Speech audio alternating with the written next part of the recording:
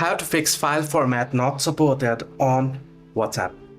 Well, hello everyone, welcome to the channel. In this video today, let me go through quick and easy and how you can fix file format not supported on WhatsApp. Well, if you're trying to send a certain file on WhatsApp and it says file format not supported, right? Now what you can do? Now the first thing you can do is you can try and change the format. So you can use certain files such as ZArchiver and you can archive it and create a zip file and then send it.